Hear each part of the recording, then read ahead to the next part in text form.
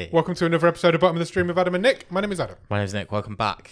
It's another edition of Bottom of the Stream. It is indeed. It's not only another edition, it's finale week. Oh, of course it is. It is season 11 finale. 11, not 12. Yeah. No, I'm ahead of myself.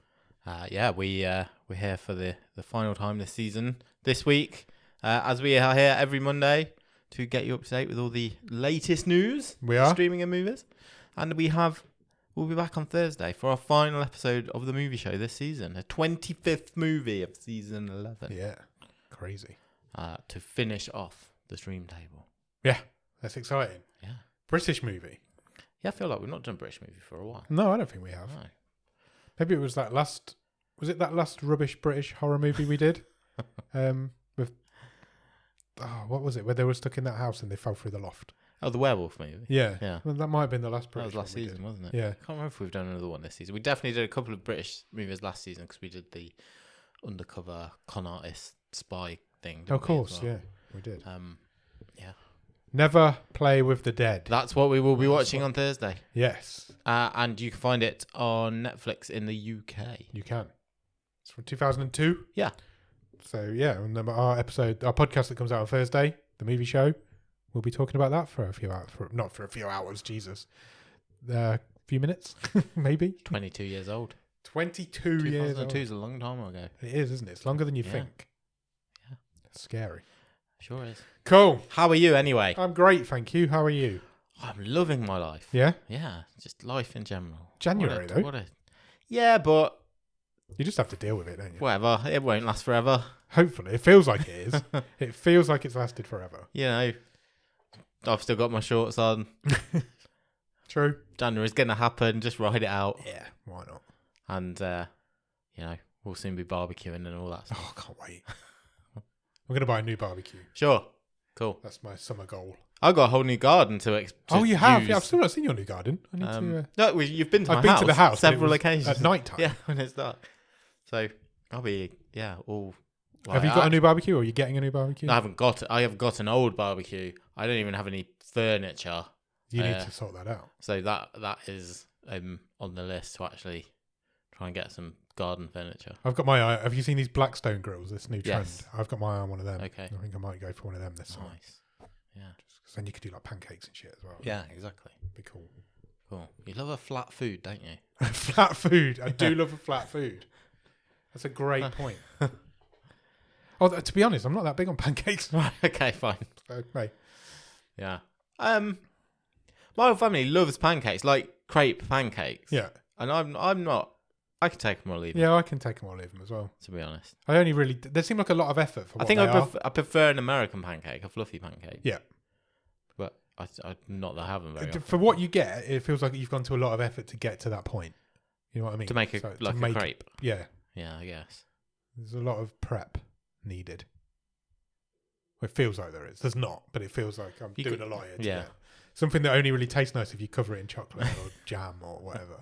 Lemon and sugar all the way. Lemon and sugar. Yeah. This is a February chart, not a January chart. Yeah, that's true. We are. We've gone too early on the pancake too shot. early. Okay. Good. Anyway, shall we do a question of the week? Yeah, why not? It is the question that actually is slightly related to pancakes. Okay. Which absolutely have not planned. But it is the question that has been, I guess, causing many sleepless nights. And it is simply, would you rather sweat maple syrup or cry lemon juice? Now, this is going to be a bit gross. But yes, absolutely. I feel like I sweat more than I cry. Same. Is it any eye-based water product? Sorry? So you don't only produce tears when you're crying if you like your eyes watering or yes. That's always lemon any juice. eye leakage is lemon juice. Which is going to sting. Yeah. Big time. Yeah. Anytime your eyes are watering, Of course it's going to sting. I hadn't even considered the stinginess. But anytime you sweat maple syrup, you are going Sticky. to be as sticky as. Yeah. Like you go for a walk. It's a hot summer. Maybe we'll have a wonderful summer. Hopefully. You have a sticky maple syrupy grundle. Oh, I hadn't even thought of. I was thinking feet. Or you'd You've have gone like grundle. bees all around you. Like just This is a no-brainer, Nick. Is it? Yeah, I think so. I think it is. I don't think I want. But then again, summer hay fever. Yeah. Eyes are always streaming. Cutting an onion. You'd be stinging from onions and And lemon lemon. juice.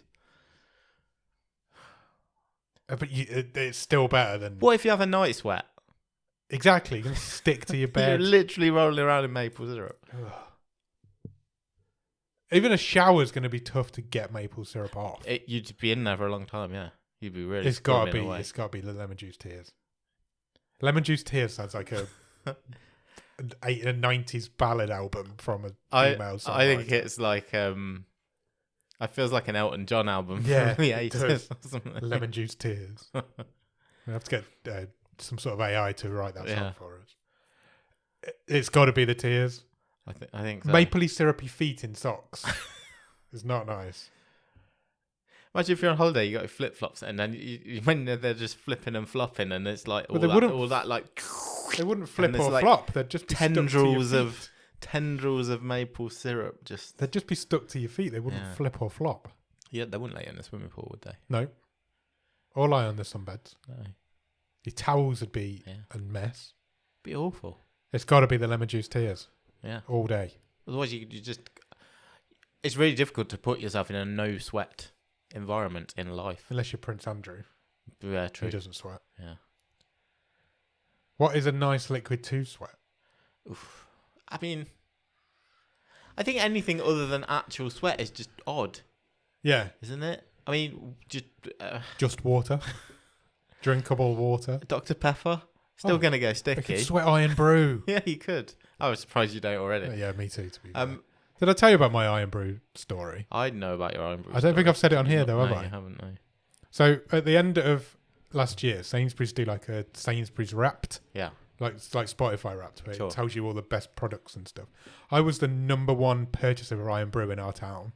That's amazing. Nobody in this town brought more Iron Brew than I did. Absolute claim to fame. I don't buy a lot of Iron Brew. I buy like one pack of cans a week. Just basically, because we drink it on here. I've got it now. It's here, look. But that doesn't seem like a lot of Iron Brew, but it obviously is. If you lived in Scotland, I don't think you're... No, I'm not anywhere near. You're not in there. I don't. And then the next time I went in, they didn't have any. Yeah. So And I'm this like, big Iron Brew trying to put you out of business here. I've got an award to keep up here. I need to be the number one next year as well. They've got your number. Yeah. Yeah. I don't know. It felt weird. I didn't know I didn't know if to feel pride or a little bit disgusted with myself. Yeah. But if Iron Brew want to reach out and sponsor the podcast, yeah. We both drink it as we record. I'm quarter Scottish. I've always liked Iron Brew, so no. It's the only fizzy drink I really like. Right over. Lemon juice tears. Lemon juice tears. Yeah. I think it 100% has to be. Maple syrup. That's just. I like maple syrup, and I would not if I was sweating it out. Yeah, it can be horrible. Should we do some news? Let's do some Netflix news. So quite a bit of Netflix news this week after a bit of a quieter week last week. And news, new year, new Netflix. It's that time of the year. Yep. Price rises. Yeah, here they come. We knew this was coming. Although, actually, it has to be said, no Netflix price rises in the UK yet announced, but it may just be a matter of time. Netflix have announced, though, that prices will rise for users in the United States, Canada, Portugal, and Argentina. Oh. What have the Portuguese done? What have the Portuguese done? The standard monthly plan with adverts in the States will rise by $1.50. Jeez. That's the first price rise since the adverts came in, I think. I think I read that so. in the week. Yeah. The standard plan without ads will rise by a couple of dollars as well. I mean, it's just going to keep happening. Yeah. It's the way of the world. Everything's going up. Interestingly, Netflix ended, early figures, ended 2024 having broken the 300 million subscriber mark. Oh, really? Worldwide. Okay. Yeah. Interesting. And which ended up being an increase of 41 million from the same time the previous year. And where did all these people who were cancelling go? Netflix internally are crediting a lot of the increase to the interest in the Jake Paul Mike Tyson fight, Right. and the NFL rights, Yeah. which they've secured over Christmas, as well as Squid Game Season 2. Okay. Look, I'm sure it's just a matter of time before your UK Netflix bill It's gets gonna another happen pound on at it. some point this year. I would have thought. But yeah, Tis what watch it out is. for that. It is what it is. I mean, Netflix have got to fund these Harlan Coben They're basically dramas playing that man's somehow, life, haven't yeah. they? Because they have announced that, as is now tradition, January of next year we'll see the release of a new Harlan Coben miniseries, as have the last couple of years. More than a couple. I don't think it was necessarily set in that time now, but in that release slot. But that seems to have found real success in the sort of first week of January as a bit of a popcorn type show. They have announced that the next adaptation will be Runaway. I swear they're all called that. They are. I feel like they are. Does anybody know if Harlan Coben is a real person? Yeah, or is he just an AI that's I've seen a picture of churning him out this books? week with one of the. He looks a bit like a hench Stanley Tucci. Okay. I've got an image in my head. I can think I might even have one here on my Stanley phone. Tucci's pretty hench. Yeah, I agree. That's Harlan Coben. He does look like a hench Stanley Kubrick. Stanley Kubrick. Anyone be hench. He's been dead years. So, yes, Runaway will star They always have one random cast member. James Nesbitt, Always has James Nesbitt. That's the standard. Minnie Driver, Random cast member. and Ruth Jones. Random cast member. Minnie Driver and Ruth Jones, isn't it? Yeah. Also, Tracy Ann Oberman, who I think is I think she was in Friday Night Dinner, and I think she might be an EastEnders person. I know the name. I do know. Yes, she is in Friday Night Dinner. Yeah. I think you're right. I think she was Auntie Yeah, somebody. she was Auntie somebody. This will be an 8-episode miniseries. So this year's, was it Missing You with Steve Pemberton? Yep. I think it was. I think that was 5 episodes. Yeah. And I think the year before, the one that went absolutely crazy and everyone watched with Old Coronation Street. Old Coronation Street. Old Brassic. That one. Yeah. Keep going. That will come to me in a minute. That was 8 episodes as well. So they're going back to that format. So the synopsis for next year's Harlan Coben adaptation is: Simon, played by James Nesbitt, had the perfect life, a loving wife and kids, a great job and a beautiful home. But then his eldest daughter, Paige, ran away and everything fell apart. Now, when he finds her vulnerable and strung out on drugs in a city park, he finally has the chance to bring his little girl home. Michelle Keegan. That's the one. Yeah. Sounds good.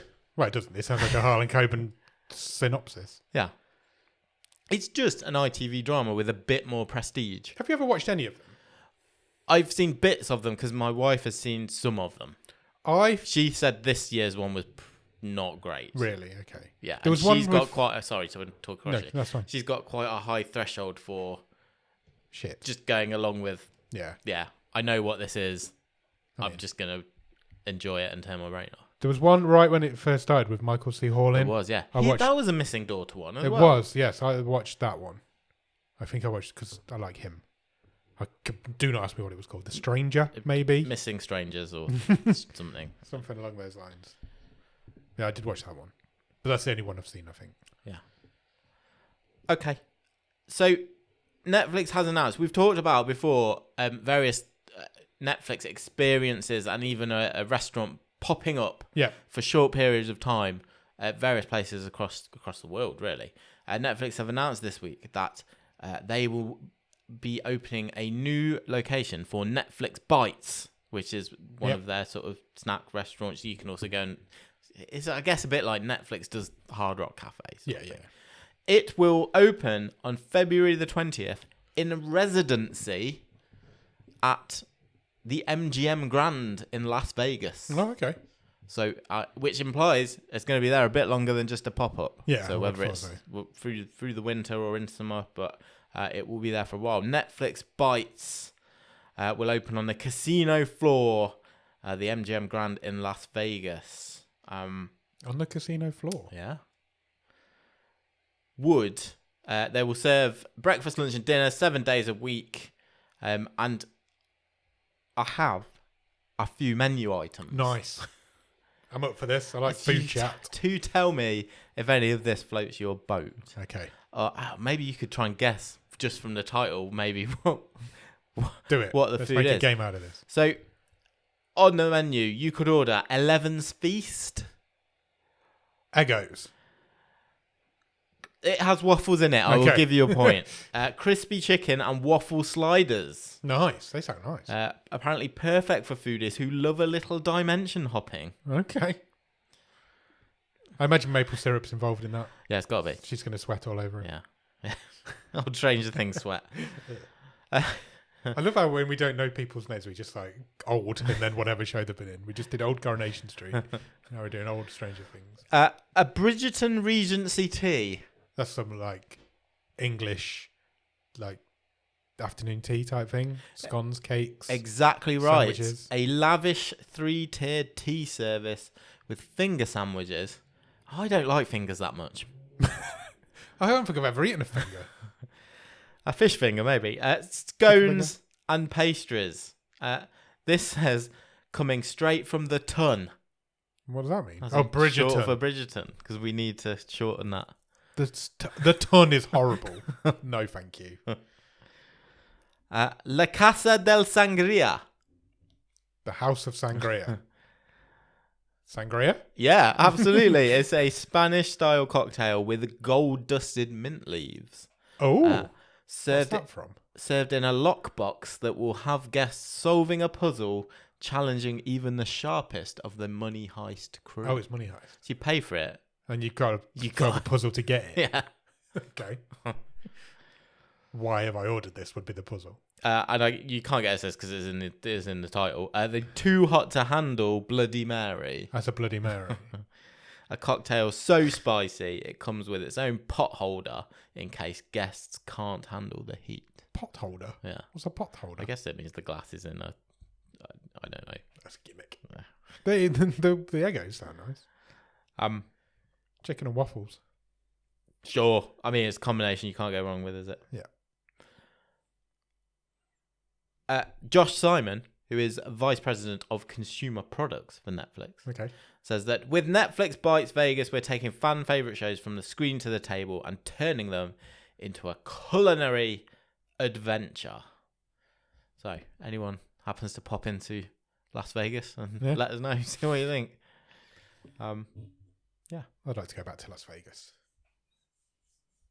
I've never been. It's on my list. I'd like to go. Yeah. Let's go. Okay, deal. We're going April. Fine. WrestleMania weekend. Okay. Deal. So, news on... I've watched this. I think pretty sure I've put this on our list to talk about later. Okay. But some early numbers on Back in Action. Okay, yep. Which is certainly Netflix's biggest movie release of the year so far. I know it's early, but this is Cameron Diaz's first new movie in a decade. Yeah. Which is Back in Action. Is still mind-boggling. Crazy to me. So, unsurprisingly, it's the biggest opening of the year. Yep. It is also first opening of the year. So we're talking first weekend numbers here. Right. So first 3 days of availability on Netflix. Back in Action is the biggest opening English language film on Netflix for nearly 3 years. Really? Yeah, since The Adam Project, which was March 2022. Wow.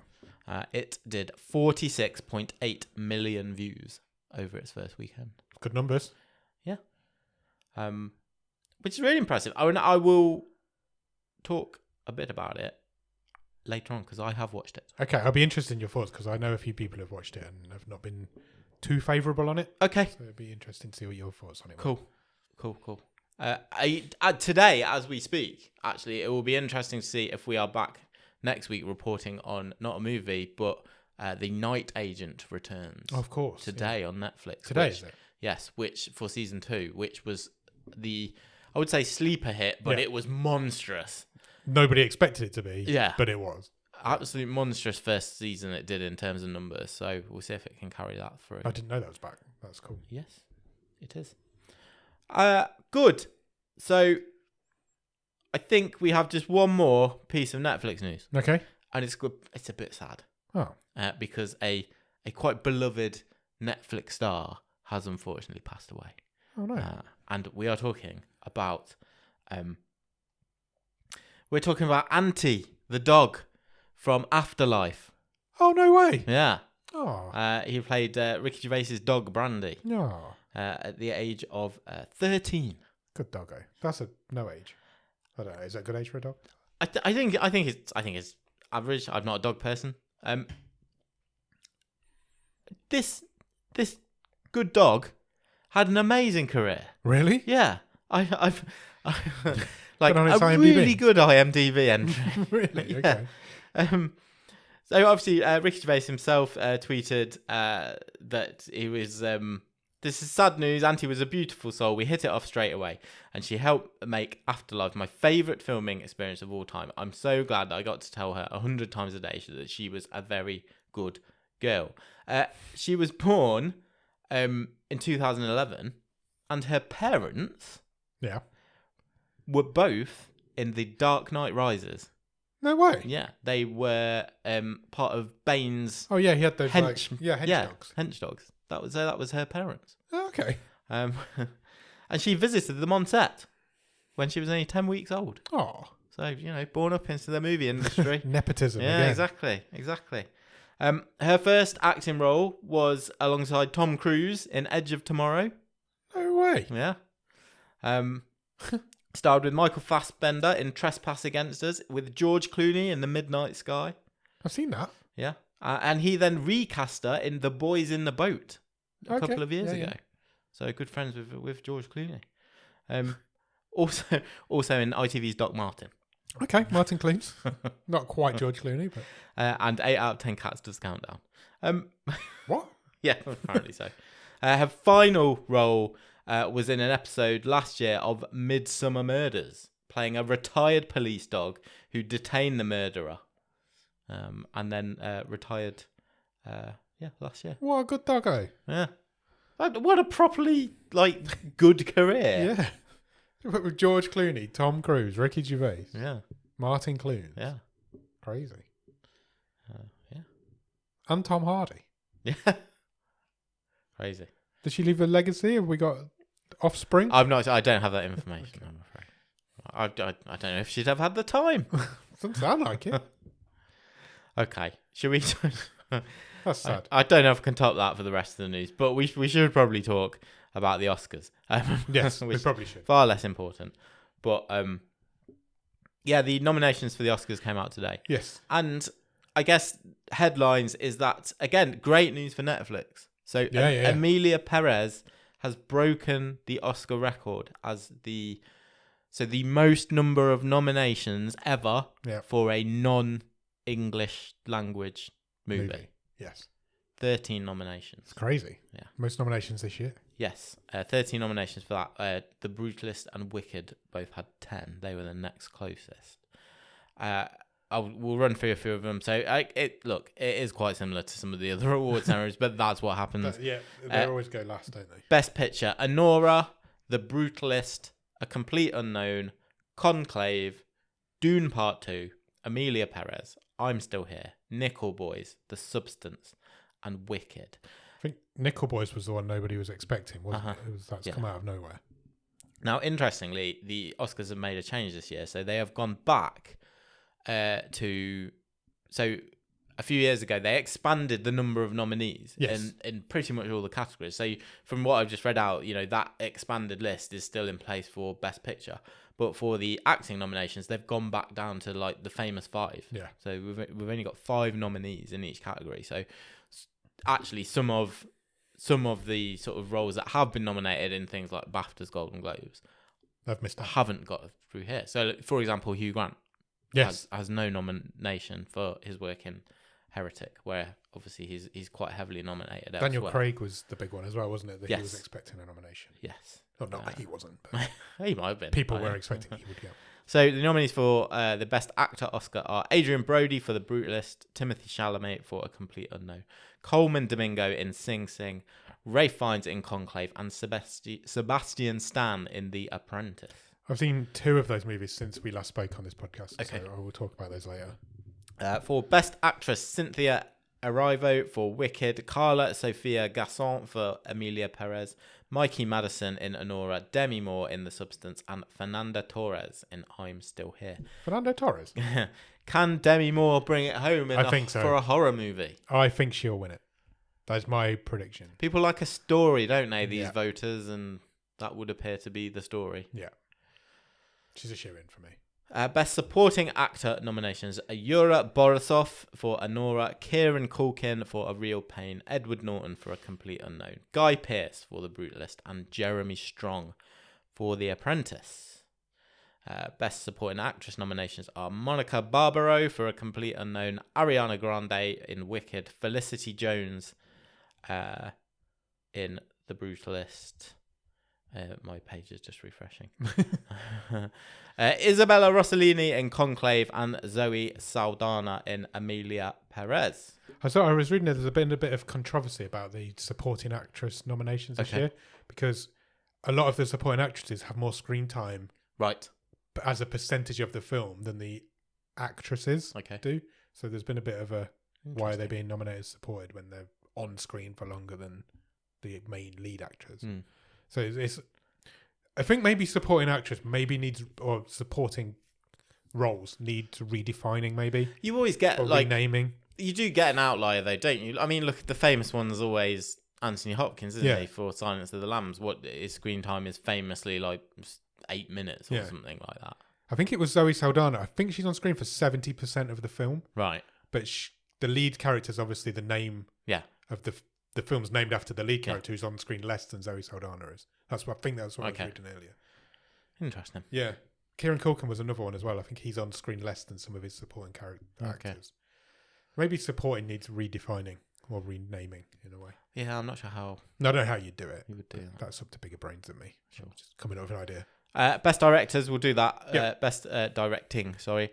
Sean Baker for Honora, Brady Corbett for The Brutalist, James Mangold for A Complete Unknown, Jacques Audiard for Emilia Perez, and Coralie Fargiat for The Substance, the only female nomination. I think there's a lot of Best first-time Director. nominees there as well. I think I was reading earlier.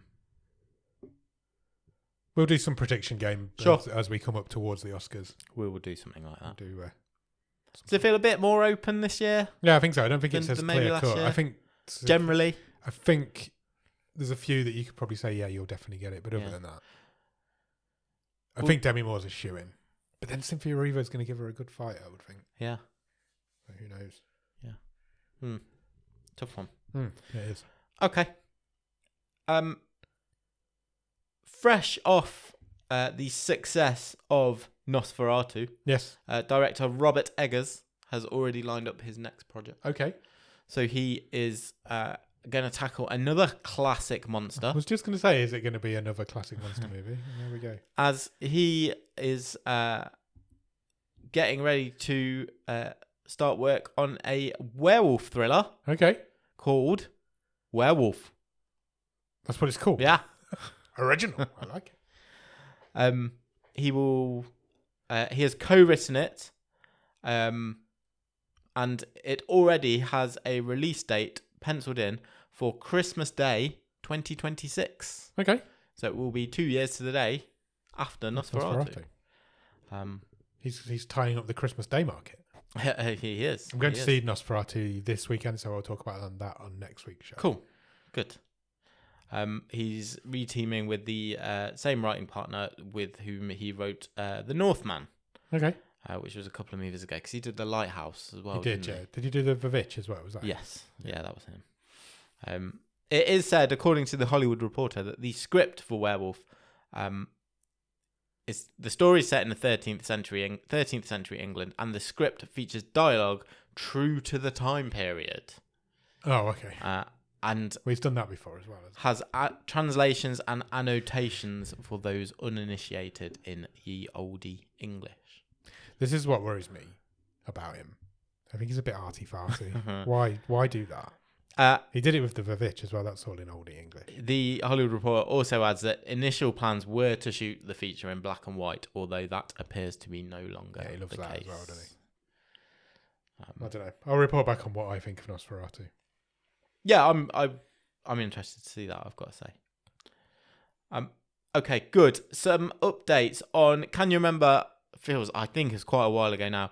We talked about Sam Raimi's next movie, which will be a survival horror movie about two colleagues becoming stranded on a desert island after a plane crash. Yes. And it has been described as Misery meets Castaway. Yeah. He has his two people. Okay. The movie now has a title. It is Send Help. Nice, good title. And signed up to star in this thing are Dylan O'Brien. Yep. And Rachel McAdams. Okay. They will be stranded on said island with a script by Damien Shannon and Mark Swift, who are most known for writing Baywatch. They love a beach movie. So, yeah. Can you think of anything worse than being stranded on an island with a colleague? Depending on the colleague, obviously. I mean, I have yeah. There's a few I just walk off into the ocean.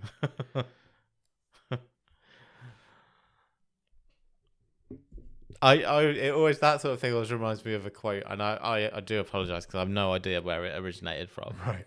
But it's like, if I was stranded on a desert island with you and a coconut, I'd eat you and talk to the coconut. I like that. That's great.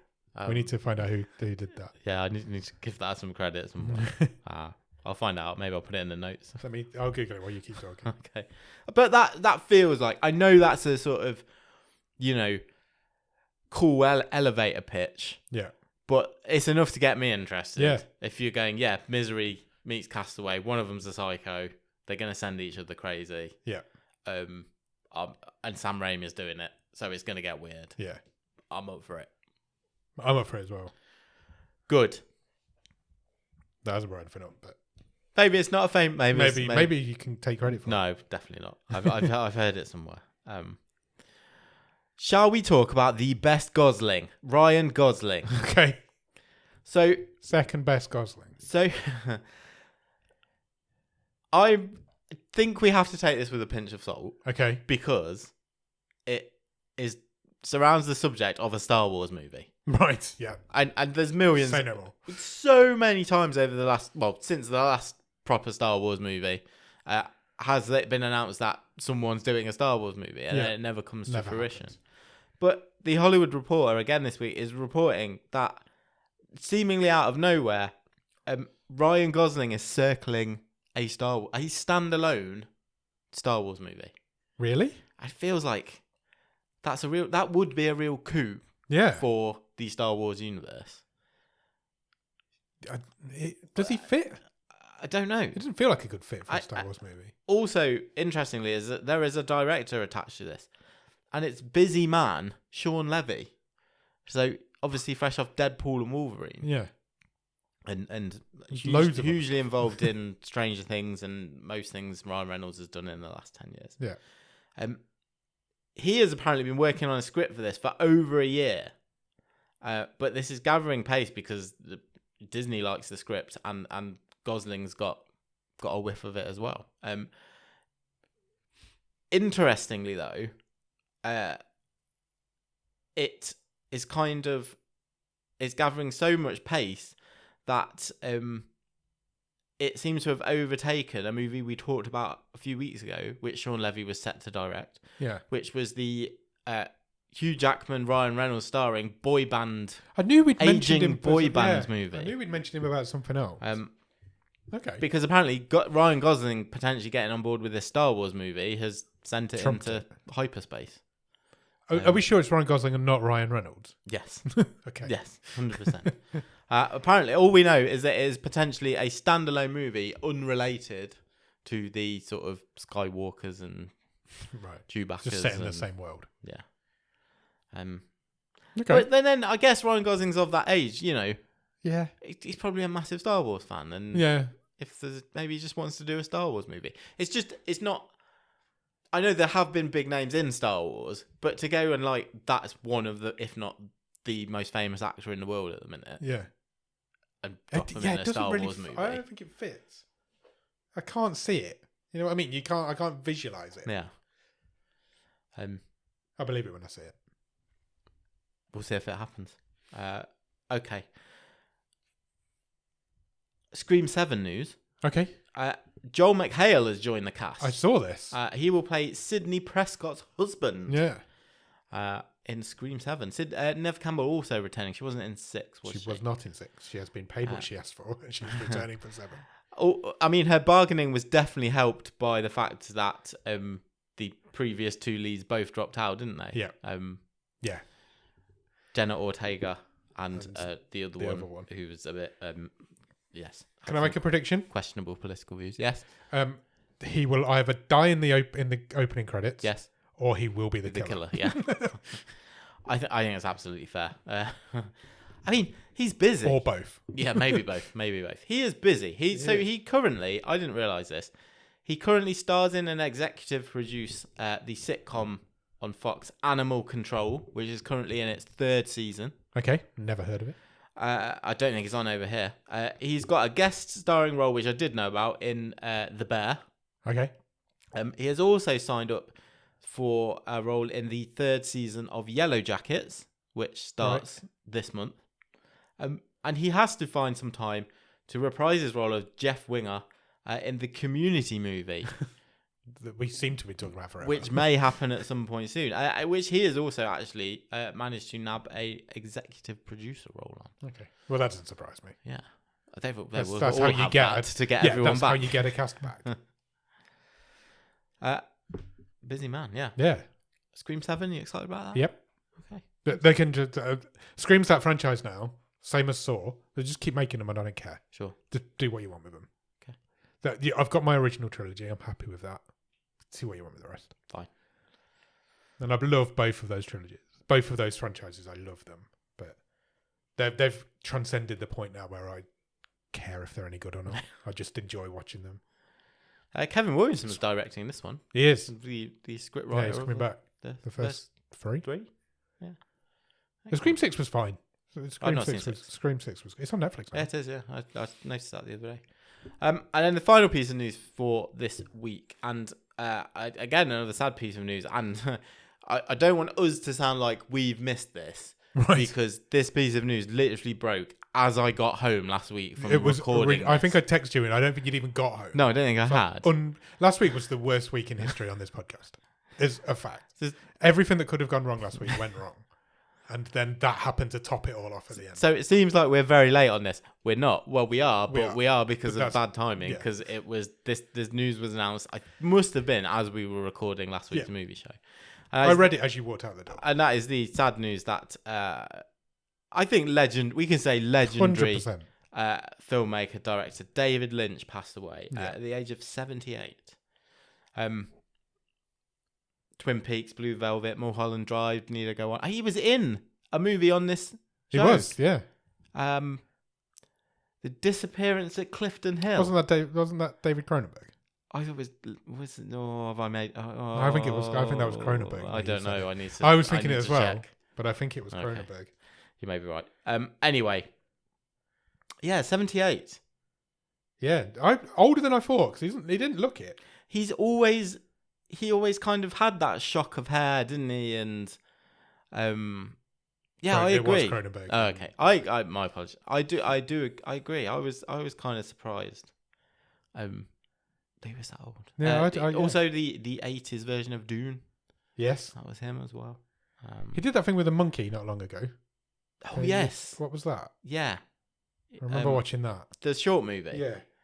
Yeah. That was good. Yeah, rest in peace, David Lynch. 100%. Legend. Yeah, definitely.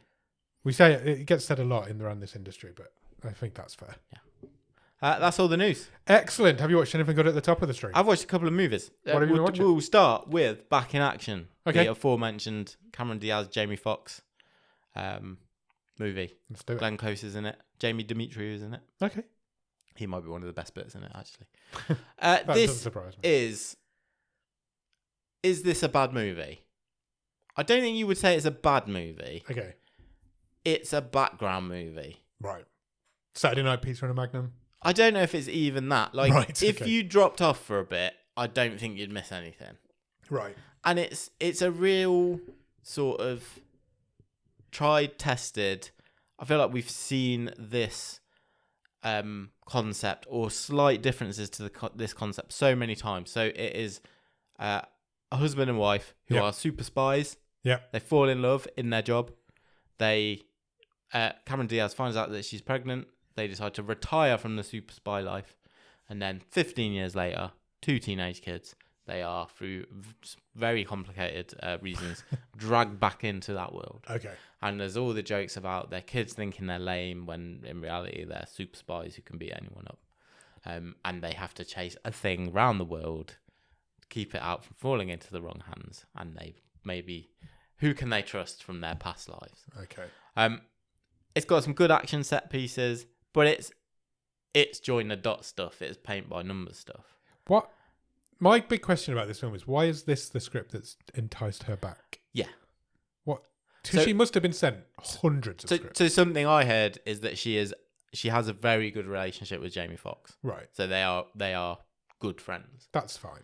So I think that would have been a big But you could make a good film with Jamie Foxx. yes.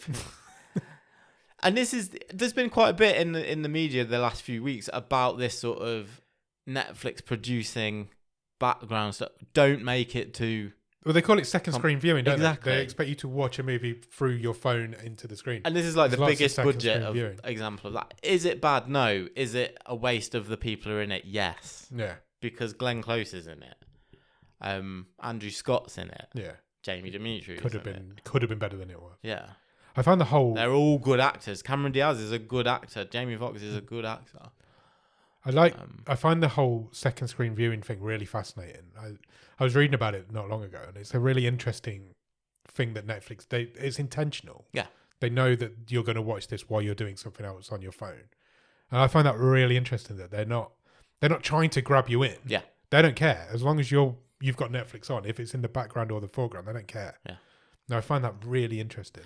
I kind of feel like Andrew Scott did this. I'm totally spitballing here. I can just imagine the conversation where he's like, "Yeah, we'll do Ripley, but you've got to be in this as well." Because Ripley that's is really the either end of the scale. Ripley is as far from second screen viewing. This as you guy can be. is in both of these things Yeah. at the opposite end of the Netflix oeuvre. I guess. It probably is. It's probably a 2-movie deal where it's like you can star in one, the other one's just popcorn. Yeah. It probably is in his contract. I wouldn't be surprised. Yeah, Ripley is not It's second fine. screen viewing. I would not say this is a bad movie, but it is a tick box exercise. Do you know what I mean? There's nothing here that is inspiring or you've not seen before. Or Yeah. you know. No, I'd heard the same from other people as well. They were like, it's just nothing. Yeah. It's just, But he's done huge numbers, so you're probably getting another one. yeah, 100%. I wouldn't be surprised. And there's a sequel tease at the end. Like, there No, has is to there? be. Okay. There has to be. That's what these You don't things get. We were saying that last week though. You don't get a lot of Netflix original sequels. Yeah. It doesn't happen a lot. So, be interesting to see if we do get one for this one. Cool. Anything else? I watched also this week. I've watched Alien Romulus. Okay.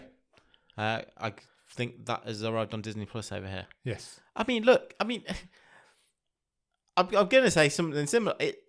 Except this is a good film, Yeah. and it certainly. I was dialed in. I was invested. But it's nothing I haven't seen before. Yeah. It's really well done. The effects are brilliant. It's Alien, but on a space station. The cast's really good. Look, they all act scared and sweaty, and it's a classic monster. Of course it is, but there's nothing new here that you've not there's seen just before. Alien. I've never been a big fan of the Alien franchise anyway. I'm not really into it. I don't care. So I avoided it. I'm not really bothered. Yeah. Hasn't the director been on the show? I'm pretty sure the director's done movies. yeah. I think maybe more than one movies on this show. I'm sure I read that. So that made me think maybe I should watch it. Yeah. But Because there's also later this year, the first Alien TV show is coming out as well, which again is interesting. I think this is what interests me about. They tease me with this sort of IP because the TV show is coming from Noah Hawley, who's the guy behind the Fargo TV show, which is great, which is amazing. But yeah, at the time, you remember before that started, and was like, why are we doing this? Yeah, that's a brilliant movie. Why are we doing a TV show? So whether any of this will, like, the two of them are totally separate, or if I have no idea. I'm not read into any of that. Yeah. I don't know if anyone knows. But that's got my interest peaked because that guy does great stuff. Yeah. What's he seen to go? Yeah, I fancy playing around in the Alien franchise. Why not? Could just be a big bag of cash. Who knows? You could just be a real big fan of the franchise. Yeah. It's like there's big name directors attached to that over the years. Yeah. Let me put my name in that hat. I think Timothy Oliphant is starring in that. I think, oh, is he? Okay. From memory. So, but look, yeah, Alien Romulus, good movie, but it's nothing new. Okay. Cool. But I enjoyed it. Yeah. Awesome. How about you? I've also watched 2 movies this week. I watched Conclave. Oh, nice. On a night. Yeah. Friday night? Yeah. Maybe. Fancied some Pope action? Fancied some Pope action. I saw the trailer for it before another film I'd been to see. And I was like, actually, that looks okay. Yeah. I quite fancy the idea of that. And the whole, like, shuttered Secret background, sequel squirrel, yeah. how we elect a new Pope. It's quite interesting. And it is a quite interesting film. It's well done. Everybody in it is fantastic. And it's really how they tell the story of, like, how the 16th chapel shutters down, the windows all get barricaded up, and then these guys, and they're all backbiting each other. They're not. It's like traitors. Yeah, it is. They're like horrible people who are the leaders of the church. Yeah. And it's all about, do we want this guy running it when he's going to set us back 60 years, or do we want this guy even though he's had this controversy? And just before they all get shut in, they find out about this other guy who's got some controversy, and it's really, really good. And then the ending happens, and I'm like, you've gone too far. Right, okay. The ending is too unbelievable. Right. For it to be... It would never happen. Okay, fine. What happens at the end of this movie? So this is a totally fictional thing. I didn't know if this was a dramatization of a real... totally fictional thing. One of the real conclaves. The Pope that dies at the beginning is supposed to be based on not the current Pope, the last Pope. Okay. So it's supposed... Who is texting you? Your phone's going crazy. I don't think it's me. Well, it's not me. I don't know. Maybe it's one of the cameras. I don't recognise that noise. So okay. I thought that's why I presumed it was you. So... Where was I? I've lost track of what I lost. So yes. The Pope is the Pope that dies is supposed to be based on the previous Pope that what we've got now. So it's supposed to be set around then. But nobody else in it is. Sure. They're all fictional characters. A cardinal shows up just before they lock the door that nobody knows exists. Right. And I don't want to give anything away, but you could probably see where this is going. Okay. And then there's a twist after that as well, and it's like, nah. It's a good film up until the point where it isn't. Yeah, is my point. It goes too Hollywood. Okay, but the acting performances are really good. Are they Oscar worthy? Because there's a couple of Oscar nominations. Yes. In there. Okay. I think it's Ralph Fiennes, isn't he? Got the Oscar nomination. He's the main guy. He plays like the cardinal who's in charge of the whole process. Right. And he's like Claudia Winkleman. Yes, but he's also one of the favourites to win it. Right. But he really doesn't want to win it. Okay. And the whole premise is, if you want to win this, you're a psychopath. Nobody wants to do this. None of these cardinals, none of them should want to win it. It's the worst job in the world. Nobody should want it. And there are people that do want it, so they're the people that shouldn't get it. Yeah. That's the whole premise. Got you. And then Hollywood happens. And I thought it was okay. Okay. It's worth checking out. Cool. And then on Sunday night, I went to watch A Complete Unknown. Oh, yeah. The Timothée Chalamet, Bob Dylan. Yeah. You're a Bob Dylan fan? Biopic. No, and I'm not. I don't know pretty much anything about Bob Dylan. Right. Before this film, I didn't really know anything about the guy. He's one of those guys, you know the name, you know he's a legend. You know the songs, or some of the songs. But I don't know anything about him. Okay. So I was like, I like Timothée Chalamet. I like Ed Norton, or Edward Norton, as we're supposed to call him now. I'm going to go and watch this film. And it's really, really good. Awesome. It's proper interesting. The songs in it are great. Yeah. Everybody in it's great. Timothée Chalamet probably won't win that Oscar, but probably should. Ed Norton might. Yeah. Edward Norton. Apparently you're not allowed to call him Ed Norton anymore. I know. Rebranded. He might. He plays like another guy who's like Bob Dylan's mentor. Yeah. He's quite good. But yeah, I thought it was really good. He's not a nice guy, Bob Dylan. He's a bit of a dick. Very, very much an egotist. But the guy who plays Johnny Cash has been on this show a couple of times. Oh, okay. I don't know his name. He's been on this show twice, I think. Okay. He's really good. Nice. There's a couple of people who have been on this show. Charlie Tahan's in it as well. Oh, is he? We kind of took him under our wing. We like that guy. He's been on the show a couple of times. I think there's 3. Scoot McNairy's in it. I think he's been on the show. Yeah. What is the guy who plays Johnny Cash called? It's gone. He was in that Ghosts of War film. Oh, okay. He was in that. But he's excellent. He's not in it a lot, but Timothée Chalamet as Bob Dylan was really good. Awesome. Check that out. It's a really good film. I think that's it. I'm going to see Nosferatu on Sunday. Oh, yeah, I'll be interested to see what you think of that. It feels like that's up your alley. I was going to go on Tuesday, but I was too tired, so I didn't bother. So I'm going to go on Sunday. Boyd Holbrook. He has been on this show. He was also in the... What do I do? Why do we start these sentences? Do you remember he was the detective in the future jumping around Shadow of the Moon? Shadow of the Moon, the one I'd watched before we did it on the show. Yes, maybe that's who he was. Yeah. Yeah. Yeah, he's great in it as Johnny Cash. I didn't realise Bob Dylan and Johnny Cash were so like intertwined with each other. They were like pen pals and stuff. I don't think it's like true biopic. I think there's a lot of creative license been used. Okay. If you know what I mean. But yeah, it was good. It was quite interesting. Awesome. Check it out. I think that's it. I don't think I've watched anything else. Good. I think I haven't really watched a lot of TV. That's fine. I'm still doing my League of Gentlemen rewatch. Oh, yeah. I watched the Christmas special. You know, when they did that really creepy Christmas special. Proper creepy. Do you know what I have noticed in it? And I don't want to talk about the League of Gentlemen too much because it's a 20-odd-year-old TV show. Papa Lazaro isn't in it anywhere near as much as you think he is. I always remember him not being in it much. There's 2 scenes in season 2. And then he is in season 3, but I've not got there yet. But I was like, I remember this being a lot more prominent than it is. Yeah. But no, it's like 2 scenes in 1 episode. But so yeah, I don't want to talk about it too much, but check out the League of Gentlemen. Why would you not? Good. Done. Right, what's next? Shall we do our Netflix game review? Caught in the Net? Yeah. Shall we do our little Caught in the Net news? Yes. This is it? So I think it's going on hiatus. We're going to pause it for a little bit. Well, I think we will bring it back. Yeah, I think so, but maybe not regularly. Maybe it'll be like... No, I think we're going to put it on hiatus for a few weeks. Yeah. And we'll see when we feel like bringing it back. Yeah. Basically. We're gonna try some new stuff. I was gonna say shit. We're gonna try some new stuff. It's your show. You say what you want. I don't know why that camera's doing that. It was really annoying. We're gonna try some new stuff out over the next because it's season finale week. Yeah, this is the time to end. Yeah. So yeah, we'll do that. It will be the 24th. Really randomly. Yeah, 24th because we didn't do one in episode 1 of this season for some reason. 24th game. And that game, which we are talking about, is Rainbow Six Small. Which I chose last week, and I apologise. I just... So you should. I just didn't get into this. I didn't either. It wasn't what I was expecting. No. I was expecting a Rainbow Six game. So you are a soldier. Yeah. And you have to go and like rescue hostages, protect equipment. Yeah. Or just destroy like enemy bases. Yeah.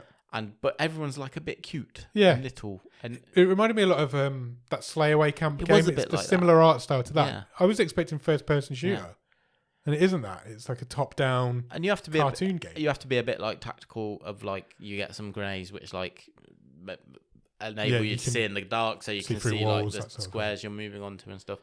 I found it really difficult to penetrate. Like, did you know what I mean? Yeah. You were dropped into it, and I'm fine with trying to work out what I'm doing, but like, it had a bit of a tutorial where you had like help. Not a lot though. Yeah, a really small one where you had like help from like people with different skills to help you, and you dropped into the game, and I was like, this is really hard. Where have all those people gone with the the grenades that helped me? Where are these people that were helping me a minute ago? And I didn't finish. I finished about 3 missions, I think. I don't think I even got that far with it. And I didn't click with it. I got through like one mission. I was like, yeah, I understand what I'm getting from this game. I'm not interested. Yeah. And I didn't think it worked well on the phone. No, it didn't. And it isn't. I don't even know why it's a Rainbow Six game. It doesn't feel like branding, isn't it? Yeah, it's but just to try and get it completely more different to any other Rainbow Six game. It's weird. No, it wasn't for me. Didn't enjoy it. And then I was walking around like shit. When you're out of the missions, it was walking around the base, and it was all like you need to get spells and stuff. And I was like, "What is this?" It feels like you've just mashed 3 different things up. Yeah, and I never understood how I get these unlocks, and I found it tedious. Yeah, I'm not putting that effort in. I'm not going to do that. Yeah, so it felt like this needed a lot of hours put into it to get anywhere, and I just thought it would be a fun thing to shoot things, and that's not what it is. And it isn't that. It isn't, and it wasn't fun. But we do need to put it into our stream table.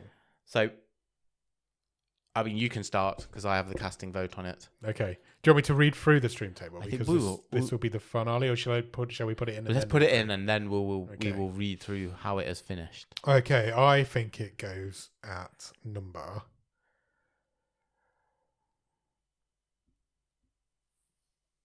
20. Wow, that's really low. Below Love Is Blind Netflix stories. I'm not against that. Somewhere there. I think I would have it like a couple higher, but okay. But literally, I had it. As long as it doesn't go above point P, I'm all right. I had it above. I think we were harsh on that one. I had it one above the Lego one because I didn't like the Lego one. No, I didn't like the Lego one. I thought that was really boring. Yeah, so it was similar, wasn't it? It was like not a game that we thought we were getting something, it wasn't what we were expecting. I'm not just gonna sit there and level up stuff. Yeah, not on a phone. No.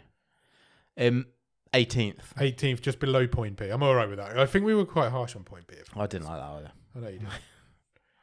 What's it even called? I didn't understand it. Small. So that's it. That's the end of our. If we do bring Caught in the Net back, it'll be a new stream table, I imagine. Yeah, we'll start a new table. 24 films. Do you want to know what's They're games, but yeah. Why I do that every week. So 24th was Farming Simulator. That's where you literally simulate being on a farm. 23 was Death's Door. What was that? The little crow thing. Yeah, weird. It's too small for the screen. Boring. Didn't work on a mobile. Didn't. 22, Kentucky Route Zero. Pretty sure, was that the first one? Yeah, it was the trippy sort of middle America. You played a delivery man and... Yeah, it was weird. Slow. 21, Into the Dead 2. Just rubbish first-person zombie shooting. You were already running. You were on. It was on a rail runner, wasn't it? It was weird. Love Is Blind Netflix stories is at number 20. Speaks for itself. Yeah. Lego Legacy Heroes Unboxed is at 19. That was the turn-based Lego game. Yeah, where they just battle each other. And 18, Rainbow Six Schmoll. 17, Point P. That's where you had a bouncy cat. Yeah. And you had to bounce stuff off it to collect fruit. 17, Shatter Remastered. It was like the Breakout rip-off. Yeah. 15, I can't say Asphalt Extreme. Oh, it's a car racing game. Yep. 14, The Curse of the Golden Idol. Yeah. I think I could have got into that if I'd got a lot more time on my hands. I played it when I was on holiday, so I quite liked it. You got a lot further in it than I did. It was really difficult. It's hard. It's really hard. Yeah. 13, Game Dev Tycoon. That was like wanted it to be loads better. Yeah, it felt really random. Yeah. I didn't really feel like I was affecting what was going on in the game. 12, Stranger Things Puzzle Tales. This is just mid. It was the dual match standard game with the Stranger Things skin on it. Yeah, absolutely was. 11, Minesweeper. Minesweeper was all right. Yeah, Minesweeper was modern fine. update of Minesweeper. Yeah, modern Minesweeper. 10, Spiritfarer. I liked Spiritfarer. I didn't. In fact, that's really high up. It was basically guiding souls into the afterlife. 9, Crispy Street. That was the match and the sort of find and match. Like Where's Wally type game. That worked really well on mobile. Yeah, simple, easy to pick up, easy to play. Fun game. Yeah. Number 8, Before Your Eyes. Correct me if I'm wrong. I believe this is the only game on this list that we both completed. I think so. Yeah. Yeah. It's basically time moves forward when you're not looking at the screen. Yeah. It's got like an eye sensor in. You control by blinking. Yeah, you do. It's quite clever. 7, Slay Away Camp 2. That's like a fun puzzle. It's kind of like Bomberman, but with murder. With murders. It was cool. 6, Pinball Masters. Great. Good pick fun it. game, just pinball It's a game. pinball table game. When I went on holiday, that was the one I went back to, Yeah. just because it was something to do. 5 Valiant Hearts. It's the World War II sort of side-scrolling platformer. Yeah, good It game. was good. Number 4, Squid Game Unleashed. I will go back at some point and check out Squid Game Yeah. Unleashed. It needs updating. Yeah. There needs to be more games to it. Yeah. But I like the idea. Yeah, I it's fun, enjoyed, yeah. It's a bit I like enjoyed the Fall- time I had that with Fall it. Guys kind of massive multiplayer game. Number 3, Katana Zero. This was your sort of old school 8-bit style platform ninja slasher. hard. Again, it was really difficult. hard game, but fun at the same Yeah. time. And number 2, Snake.io. I think possibly the easiest to pick up and play. Yeah. The nicest surprise. Yeah. So you just play a snake eating other snakes. Yeah. It's another multiplayer game. Yeah. Just, if you're bigger than it, you can eat it. Number 1, Teenage Mutant Ninja Turtles Shredder Revenge. I thought it was Shredder's great. Revenge. Easily my favourite So game. this is a we played. remake of the 80s arcade 4-player game. Actually did work much better than I expected on the Yeah, phone. it did work quite well. Great It's supposed to be sound, good on looks the great. you can buy it on Xbox and stuff Nice. as well. It's supposed to be good on that. Yeah. That's it. That's your complete table. Teenage Mutant Ninja Turtles Shredder's Revenge is the best Netflix game as far as we know. Oh, brilliant. Cool. Good stuff. Yeah, like I say, we might bring Caught in the Net back. We probably will bring it back at some point in the future. Maybe not regularly. But yeah, if you've got any ideas for what you want us to do on this show, as always, you can just let us know. Please do. We will do stuff.